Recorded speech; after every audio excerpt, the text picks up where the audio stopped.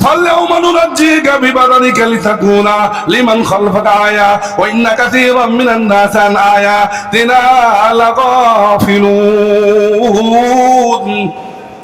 এরপর আল্লাহ পাক রব্বুল আলামিন বললেন, ও ফিরাউন, তুমি শুনে রাখো, তোমার দেহকে আমি অক্ষত রেখে দিলাম। মরণ হওয়ার পরে সাগরের মধ্যে তুমি থাকবা। 100 বছর পর্যন্ত সাগরের মধ্যে ছিল। এরপরে তার লাশটা উঠাইছে এবং আল্লাহ পাক বলে দিয়েছিলেন, ওয়াইন্না কাসীরাম মিনান নাসি আন আয়াতিনা লাগাফিলুন। পরবর্তীতে যারা আসবে তোমাকে দেখে শিক্ষা গ্রহণ করবে, যারা রবের সাথে এই ধরনের আচরণ করবে, যারা রবকে অস্বীকার করবে। আমলের কথা বলবেন আপনাদের স্ত্রীদেরকে, মা বোনদেরকে আমি বলি, এই দিন আমলের কথা বলা হয়েছে, রুটি এবং হালুয়া বানানোর কথা বলা হয়নি। এই জন্য ভাই, এই দিনে আল্লাহ পাক রব্বুল আলামিন মুসা আলাইহিস সালাতু ওয়াস সালামকে এবং তার অনুসারীদেরকে আল্লাহ পাক রব্বুল আলামিন সাগর থেকে মুক্তির ফয়সালা করেছিলেন। এটা আমার কথা না। ওয়াজাওয়াজনা বিবানি ইসরাঈল আল বাহরা ফাআতবাউ ফিরআউন ওয়া জুনুদুহু বাগিয়া ওয়া আদওয়া হাত্তা ইযা আদরাকাহুল গরাক ক্বালা আমানতু আন্নাহু লা ইলাহা ইল্লাল্লাযী আমানাত বিহি বানু ইসরাঈল ওয়া আনা মিনাল মুসলিমিন। আল্লাহ রাব্বুল আলামিন সূরাতুত তাওবার মধ্যে, সূরাত ইউনূসের মধ্যে 11 নম্বর পারার 18 নম্বর পৃষ্ঠা আল্লাহ পাক রব্বুল আলামিন বলেন, ওয়াজাওয়াজনা বিবানি ইসরাঈল আল বাহরা ফাআতবাউ ফিরআউন ওয়া জুনুদুহু বাগিয়া ওয়া আদওয়া। ওয়াজাওয়াজনা, আল্লাহ পাক রব্বুল আলামিন বলেন, আমি মূসা আলাইহিস সালাতু ওয়াস সালামকে এবং তার অনুসারীদেরকে আমি সাগর থেকে মুক্তির ফয়সালা করেছিলাম এবং ফিরআউনের দলবলকে আমি সাগরের মধ্যে নিমজ্জিত করেছিলাম। ওই সময় ফিরআউনের বুঝে আসছে, আমি সারা জিন্দেগিতে যে অপরাধ করেছি, এই অপরাধের কোনো মুক্তির ফয়সালা নাই, নাজাতের ফয়সালা নাই। ওয়াজাওয়াজনা বিবানি ইসরাঈল আল বাহরা ফাআতবাউ ফিরআউন ওয়া জুনুদুহু বাগিয়া ওয়া আদওয়া। আল্লাহ পাক রব্বুল আলামিন ফিরআউন এবং তার যত দলবল ছিল, সেনাবাহিনী ছিল, সকলকে এই সাগরের মধ্যে নিমজ্জিত করেছিলেন। ওই সময় ফিরআউন বলতেছিল, যখন তার হুঁশ আসছে, মরণের আগ মুহূর্তে বলতেছিল, আল্লাহ, মূসা আলাইহিস সালাতু ওয়াস সালাম এবং বনী ইসরাঈল যেই রবের প্রতি ঈমান এনেছে, আমো সেই রবের প্রতি ঈমান আল্লাহ। দেখেন, মানুষ বিপদে বললে আল্লাহর নাম নেয়, কি বলেন, নেয় না? ফিরআউন এত বড় কট্টর কাফের ছিল যে মরণের মুহূর্তে সাগরের মধ্যে হাবুডুবু খাইতেছে। ওই মুহূর্তে কি বলে যে فأتوا فرعون وجنوده بغيا وعدوا حتى إذا أدركه الغرق قال آمنت أنه لا إله إلا الذي آمنت به بنو إسرائيل وأنا من المسلمين। বলতেছে যে বনী ইসরাইল যে রবের প্রতি ঈমান এনেছে, আমিও সেই রবের প্রতি ঈমান আনতেছি। দেখছেন, ঘুরে ফিরে সোজা বলল না। সোজা বলতো হয়তো আল্লাহ পাক কবুল করতেন, বুঝেন নাই? সোজা বলে নাই, আল্লাহর ইজ্জতের উপর আরো করদ বাড়িয়ে দিয়েছে, রাগ বাড়িয়ে দিয়েছে।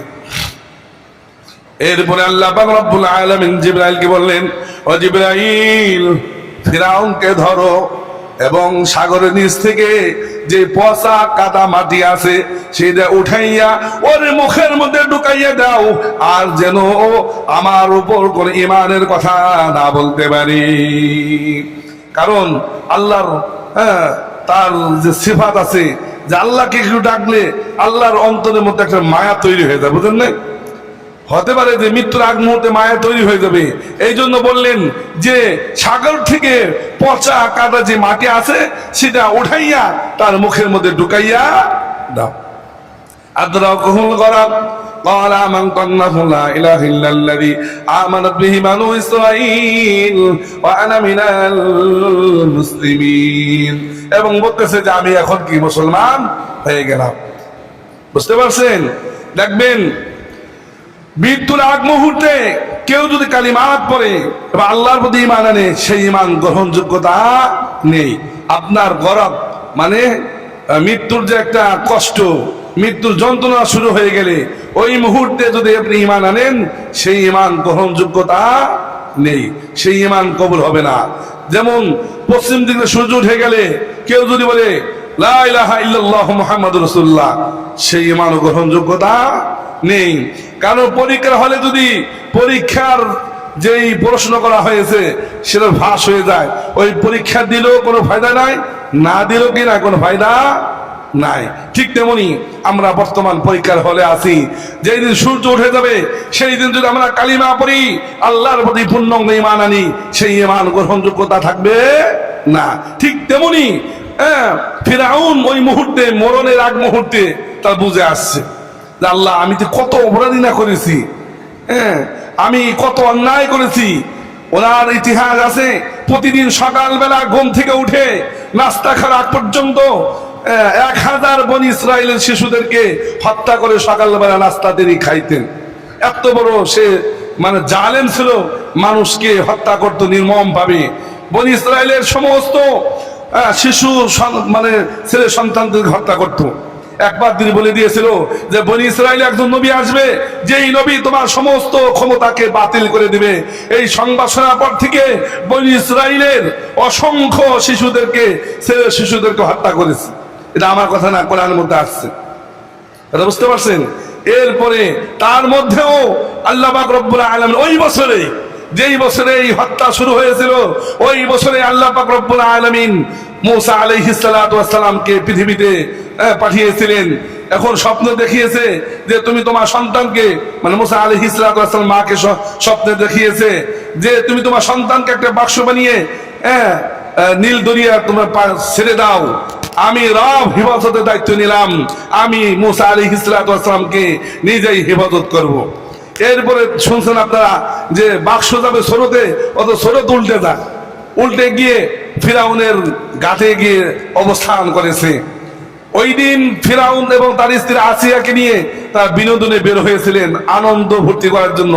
দেখে তো সুন্দর একটা বাক্স, জীবনও দেখে নাই এত সুন্দর বাক্স, যেমন আমাদের ঘাটের দিকে আসতেছে।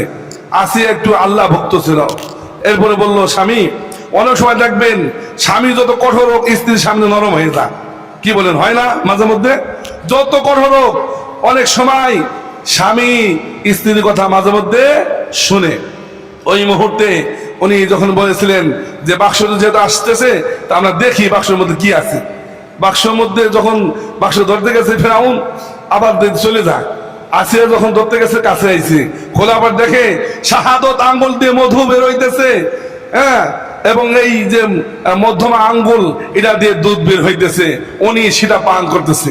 এটা দেখে আশ্চর্য হয়ে গেছে। এবং ফিরাউনের পিতার তার একটা চিন্তা ছিল যে এমন এক শিশু আসবে যে এই শিশু আমার সমস্ত ক্ষমতাকে বাতিল করে দেবে। ওনার ভয় হয়েছে যে মনে হয় এই যে সেই শিশু, কথা বুঝতে পারছেন? পরে ফিরাউন এক পর্যায়ে বললো ওকে হত্যা করবো। আসে বললো যে তুমি কি কও, এ ছোট বাচ্চা তোমার কি ক্ষমতা নষ্ট করবে, এ বুঝে কিছু। এরপরে এক পর্যায়ে স্বামীকে বুঝিয়ে বলল যে দেখো আমার কোনো সন্তান নাই, তাই ছেলেটা এত সুন্দর দেখতে, মায়াবী চেহারা, এত সুন্দর বাচ্চা, তুমি যদি বলো তাহলে আমি ছেলেটা আমি লালন পালন করবো। বারবার বলার পরে ফিরাউনের মন একটু নরম হয়েছে, যাক আমার বোর যেহেতু বাচ্চা কাছে নাই, যেহেতু বাড়তে চাই, ঠিক আছে তুমি পালো। আস্তে আস্তে লালিত পালিত হইতেছে। একদিন ফিরাউন এই মূসা আলাইহিস সালাতু ওয়াস সালাম কোলে নিয়েছে। বুঝেন নাই, বাবা সন্তানকে আদর করে, কি বলেন, করে কিনা? তবে ওই জামানায় কাফেরদের মুখে দাঁড়িয়ে থাকতো। বর্তমান দেখবেন যারা মুশরিক কাফের ইহুদি খ্রিস্টান আছে তাদের মুখে দাঁড়িয়ে আছে, বলেন আছে কিনা? দাঁড়িয়ে আছে। তো ওই জামানায় তার দাঁড়িয়ে রাখতো। ফিরাউনের মুখে চাপ দাঁড়িয়ে ছিল, তাফসীর দ্বারা যা বোঝা যায়। মূসা আলাইহিস সালাতু ওয়াস সালাম কোলে থাকা অবস্থায় দাড়ি ধরে, বাবা সন্তানে ছোট ছোট বাচ্চারা দাড়ি ধরে না, দাড়ি ধরে এমন যে থাপ্পড় মারেছে, থাপ্পড় মারা পরে হে কি বলবো, ফিরাউন বুঝতে পারছে এই আমার শত্রু, কোলেতে ফিরিয়ে দেওয়া গেছে। পরে আসিয়া বলতেছে যে তুমি কি করছো, এই সন্তান কি বুঝে তোমাকে থাপ্পড় দিয়েছে, এটা আমি বিশ্বাস করি না। তা বলছে যে ওকে পরীক্ষা করা হবে আগুন এবং স্বর্ণ দিয়ে, আগুন এবং স্বর্ণ দিয়ে পরীক্ষা করা হবে। যদি ও স্বর্ণ ধরে বুঝবো যে না, তাহলে ও কিছু বুঝে, কারণ স্বর্ণ দাম বেশি, আগুনের দাম আছে, বলেন। এরপরে মুসা আলাইহিস সালাতু ওয়াস সালাম স্বর্ণের দিকে যাইতেছিলেন, জিবরাইল ঘুরে দিলেন, স্বর্ণ ধরা যাবে না, স্বর্ণ ধরলে বিপদ, আগুন ধরো। মুসা আলাইহিস সালাতু ওয়াস সালাম আগুন ধরে মুখের মধ্যে নিয়েছিলেন। ওর থেকে মুসা আলাইহিস সালাম একটু থুতলাছিলেন, হালকা কথা বলতে গেলে বেজে যেত। এরপর আল্লাহ পাক রব্বুল আলামিন এই কাফেরের ঘরে মুসা আলাইহিস সালাতু ওয়াস সালামের রিজিকের ব্যবস্থা করেছিলেন। তার ঘরেই তিনি লালিত পালিত হয়েছেন। বড় হওয়ার পরে তিনি তার থেকে দূরে সরে গিয়েছেন। যখন ফিরআউন জানতে পারছে যে মুসা এই যে সেই নবী যিনি আমার সমস্ত ক্ষমতাকে বাতিল করবে, এরপর তাকে আক্রমণ করবে, এই ভয়ে মুসা আলাইহিস সালাতু ওয়াস সালাম দূরে সরেছিলেন। কিছুদিন পরে তার কাছে ওহী আসলো যে তুমি এবং তোমার ভাই হারুন এবং মুসাকে আল্লাহ বললেন তোমরা দুই ভাই কার কাছে যাবা? ফিরআউনের কাছে যাও, দাওয়াত নিয়ে যাও, দাওয়াত দাও, হয়তো দাওয়াত গ্রহণ করবে। তারা দুই ভাই দাওয়াত নিয়ে গিয়েছিলেন। 16 নম্বর পারার সূরাত তাহার মধ্যে আসছে তারা উভয় ভয়ে বয়ে গেছেন দাওয়াত নিয়ে, কিন্তু তারা ফিরআউন তখনও দাওয়াত গ্রহণ করে নাই। এই জন্য আল্লাহ পাক রব্বুল আলামিন ওই মরণের আগ মুহূর্তে আল্লাহ বললেন, যখন তাকে কাদা মাটি দিয়েছে ওই মুহূর্তে তখন বললো যে বনী ইসরাইল যে রবের প্রতি ঈমান এনেছে আমিও সেই রবের প্রতি ঈমান আনলাম। এই কথা যখন বললেন সার অংশ এখন বিস্তারিত। আল আদ নকদা আসাইতা ক্বাবলু ওয়া কুনতা মিনাল মুফসিদিন। সাথে সাথে আল্লাহ পাক রব্বুল আলামিন পূর্বে সমস্ত আমলের কথা তাকে স্মরণ করিয়ে বললেন আলান এখন তোমার মনে পড়লো নি আমলের কথা, এখন ইমানের কথা তোমার মনে পড়ছে। ওয়াকাদ আসাইতা ক্বাবলু, এদি পূর্বে তুমি জমিনে যতদিন বেঁচে ছিলে তুমি তো ফাসাদ সৃষ্টিকারীদের মধ্যে উল্লেখযোগ্য ছিলে। কথা বুঝেন না? আলান ওয়াকাদ আসাইতা ক্বাবলু ওয়া কুনতা মিনাল মুফসিদিন। এরপর আল্লাহ বললেন ফাল্যাউমা নুনাজ্জিকা বিবাদানিকা লিতাকুনা লিমান খালফাকা আয়া ওয়া ইন্না কাসীরাম মিনান নাসি আন আয়াতিনা লাগাফিলুন। এরপর আল্লাহ পাক রব্বুল আলামিন বললেন ও ফিরআউন তুমি শুনে রাখো তোমার দেহকে আমি অক্ষত রেখে দিলাম। মরণ হওয়ার পরে সাগরের মধ্যে তুমি থাকবা। 100 বছর পর্যন্ত সাগরের মধ্যে ছিল। এরপরে তার লাশটা উঠাইছে এবং আল্লাহ পাক বলে দিয়েছিলেন ওয়া ইন্না কাসীরাম মিনান নাসি আন আয়াতিনা লাগাফিলুন। পরবর্তীতে যারা আসবে তোমাকে দেখে শিক্ষা গ্রহণ করবে, যারা রবের সাথে এই ধরনের আচরণ করবে, যারা রবকে অস্বীকার করবে, যারা মানুষের প্রতি জুলুম করবে, অন্যায় ব্যবহার করবে, কিয়ামতের ময়দানে আল্লাহ পাক রব্বুল আলামিন তাদের জন্য চিরস্থায়ী ঠিকানা জাহান্নাম। দুনিয়ায় ফিরআউনকে যেভাবে রাখা হয়েছে এমন কাজ যারা করবে তাদেরকেও এইভাবে দুনিয়ায় রাখা হবে। কি বলেন? আজ আছে না ফিরআউন? আজও মিশরের জাদুঘর আছে। যাই হোক, টাইম বেশি হয়ে গেছে। আল্লাহ পাক রব্বুল আলামিন আমাদের সকলকে আল্লাহর বিরুদ্ধে কাজ না করে দুনিয়া থেকে আল্লাহর হুকুমকে মেনে দুনিয়া থেকে কালিমা নসিব করে হাসি মুখে বিদায় নেওয়ার তৌফিক দান করেন। আমা আলাইনা ইল্লাল বালাগ।